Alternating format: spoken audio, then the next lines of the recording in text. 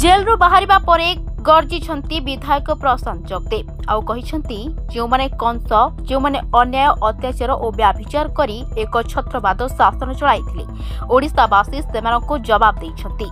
धर्मर जय होइछि बोली से कहिछंती। शर्तमूलक जामिन परे जेलरू बाहरिबा परे श्री जगदेव कहिछंती निर्दिष्ट गणमाध्यम कहूथिला मते बिजेडी जन्म दैछि हेले एथर परीक्षारे लोकमाने प्रमाणित करी देखाई देले जे प्रशांत जगदेव बिजेडीर नुहे।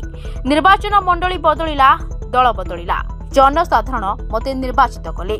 लोकबल पाखरे कौनसी राजनीति बल और चिन्ह बड़ नुहे। जदि लोकंक आशीर्वाद अछि जेउठी हेले मध्य निर्वाचित होई परिबो बोली श्री जगदेव कहिसंती।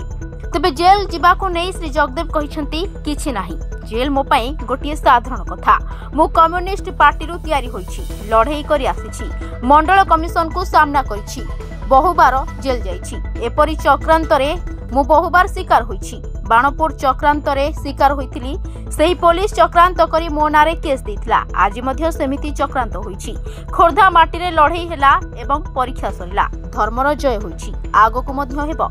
जो माने कंस जो माने अन्याय और व्याभिचार करी एक छत्रवाद शासन चलाइथिले ओडिशावासी सेमानकु उचित जवाब दैछंती। Bureau report Dinalipi live.